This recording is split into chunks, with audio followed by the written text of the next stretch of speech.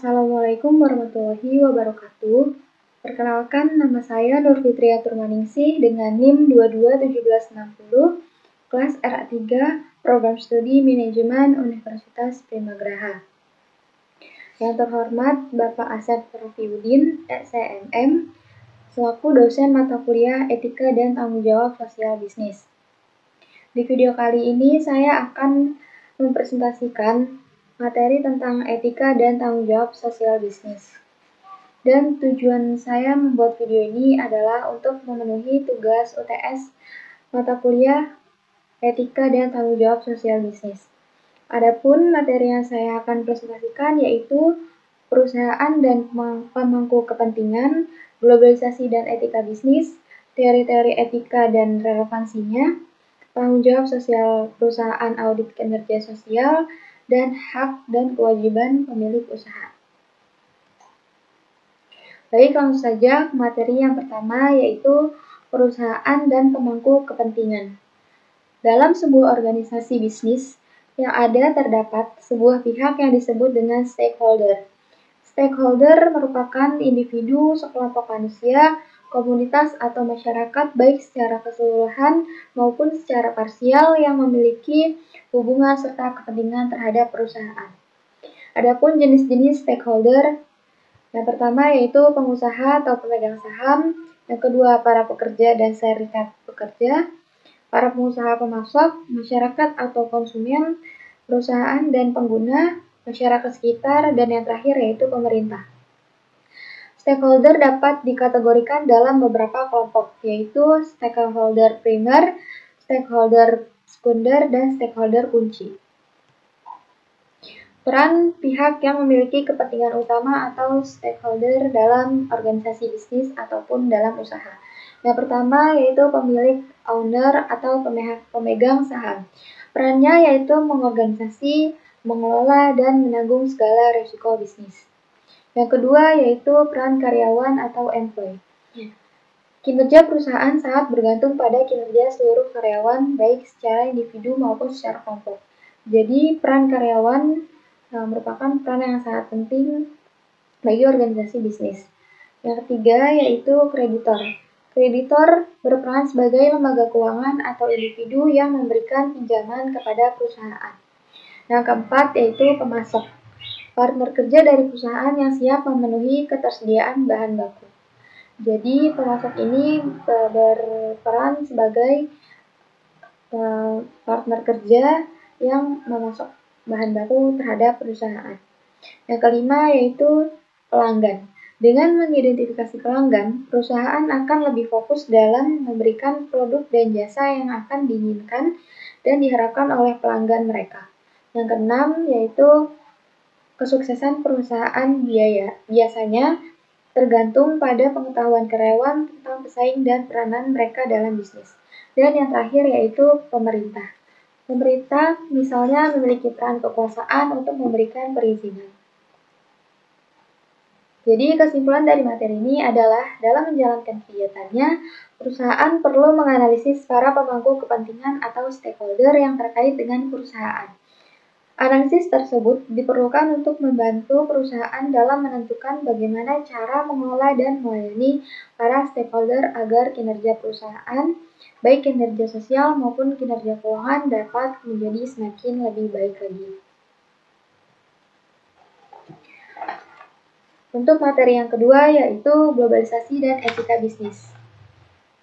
Pengertian etika bisnis di era globalisasi bisnis merupakan sebuah kegiatan perwujudan nilai moral-moral yang telah mengglobal di setiap sisi kehidupan yang diwarnai oleh kegiatan bisnis. Adapun isu-isu dalam etika bisnis internasional yaitu ketenaga kerjaan, hak asasi manusia atau HAM, lingkungan, korupsi, serta tanggung jawab sosial perusahaan. Terdapat 4 teori dalam etika bisnis, yaitu teori etika deontologi, teori etika teleologi, teori etika hak, dan yang terakhir yaitu teori etika keutamaan. Jadi faktor yang dapat mempengaruhi perilaku etis dan tidak etis dalam organisasi itu ada budaya organisasi, kepemimpinan, karakteristik pribadi, intensif dan konsekuensi, serta struktur dan sistem informasi.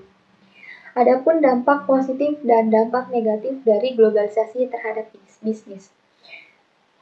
Yang pertama, dampak positif globalisasi terhadap bisnis, yaitu mempermudah perdagangan, mudah mendapatkan modal, dan networking. Selain itu, ada dampak negatif dari globalisasi terhadap bisnis, yaitu harga yang tidak stabil, cybercrime, dan keuangan yang tidak stabil.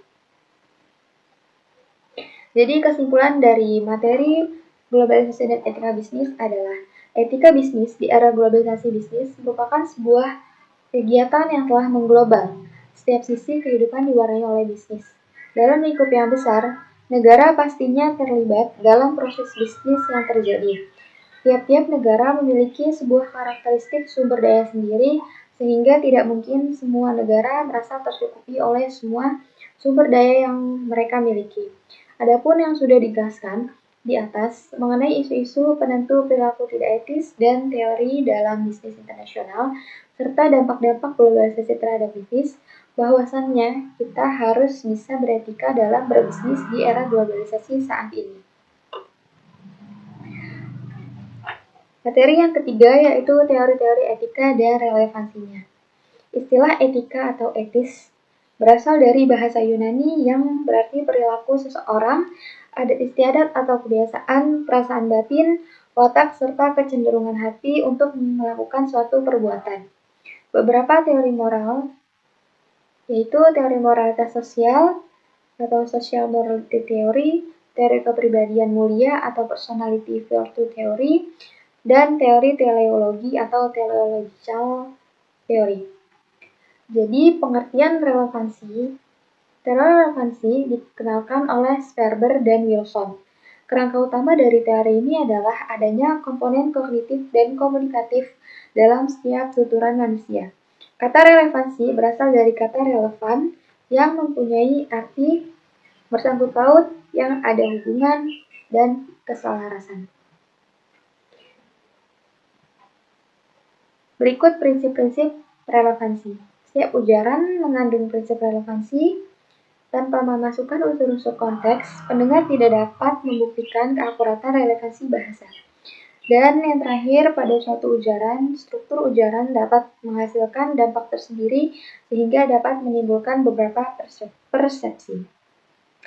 Kesimpulannya dari materi ini, berdasarkan penjelasan yang disampaikan di atas, dapat dikemukakan bahwa etika adalah suatu kajian ilmiah tentang perilaku manusia dalam masyarakat, yakni suatu bidang yang mendefinisikan perilaku manusia sebagai benar atau salah, baik atau buruk, patut atau tidak patut.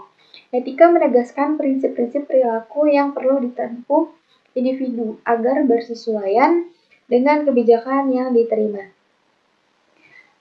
Kesadaran akan nilai-nilai tersebut perlu dipupuk secara terus-menerus.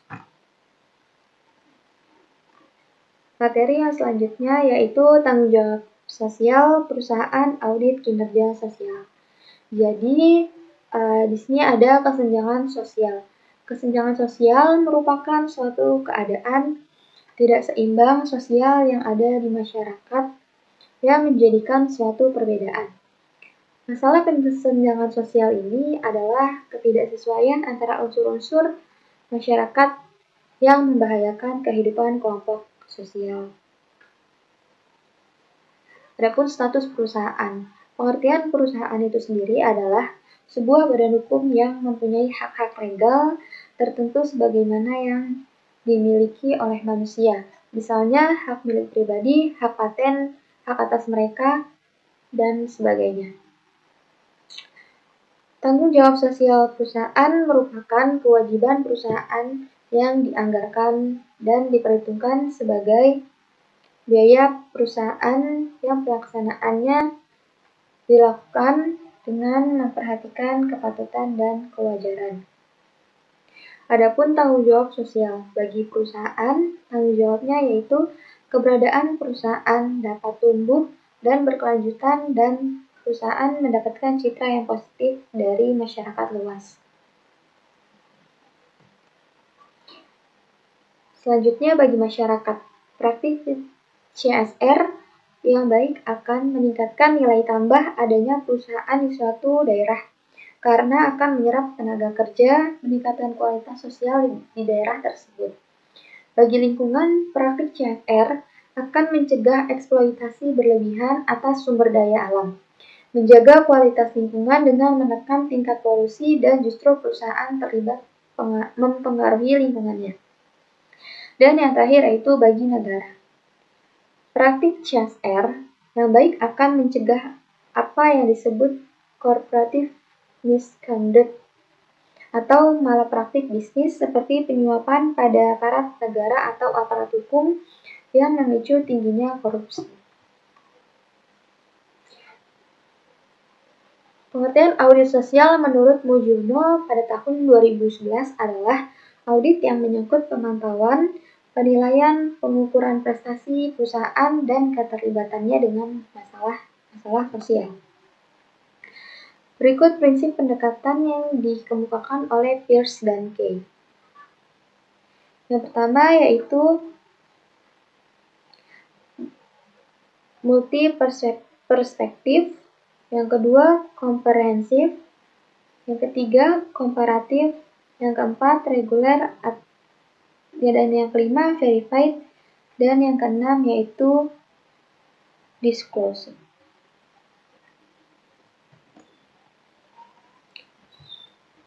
Materi yang terakhir yaitu hak dan kewajiban pemilik usaha.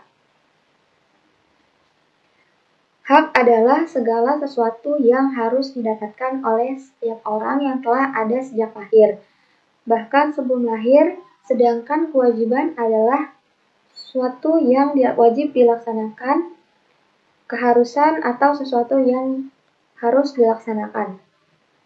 Hak dan kewajiban seseorang pengusaha yaitu hak atas konfidensialitas, hak atas loyalitas pegawai, dan hak untuk membuat tata tertib. Adapun kewajiban pengusaha yang pertama yaitu wajib memberikan upah terhadap waktu agar karyawan yang bekerja di bawahnya dapat merasakan kesejahteraan. Yang kedua, pengusaha wajib memberikan kesempatan yang sama sebagai manusia dan dapat berperan adil. Yang ketiga yaitu pengusaha berkewajiban memberikan pelatihan kerja. Yang keempat, pengusaha berkewajiban penerapan waktu kerja yang manusiawi. Yang kelima, kewajiban memberikan fasilitas keselamatan kerja pada karyawan. Berikut merupakan larangan bagi pelaku usaha berdasarkan UU Perlindungan Konsumen Nomor 8 Tahun 1999. Meliputi berbagai hal sebagai berikut. Yang pertama yaitu hal produksi atau perdagangan.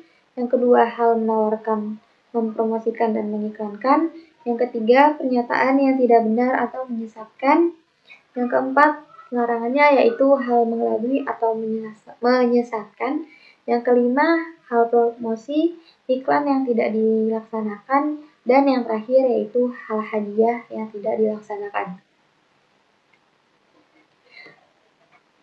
Kesimpulan dari materi hak dan kewajiban pemilik usaha yaitu dalam perekonomian Indonesia, badan usaha terbanyak adalah badan usaha berbentuk usaha kecil yang pada umumnya merupakan badan usaha, bukan badan hukum. Pemikiran tentang perlunya pengaturan bagi badan usaha bukan badan hukum, terutama mengingat banyaknya badan usaha kecil yang tidak jelas bentuk dan statusnya. Sebagai penopang perekonomian Indonesia, usaha kecil dan menengah merupakan bagian integral dalam dunia usaha nasional yang dalam kenyataannya usaha kecil terutama belum mampu mewujudkan perannya secara optimal. Baik, mungkin segitu saja materi yang dapat saya sampaikan. Semoga bermanfaat dan terima kasih atas waktu dan perhatiannya. Kurang lebihnya mohon maaf. Wassalamualaikum warahmatullahi wabarakatuh.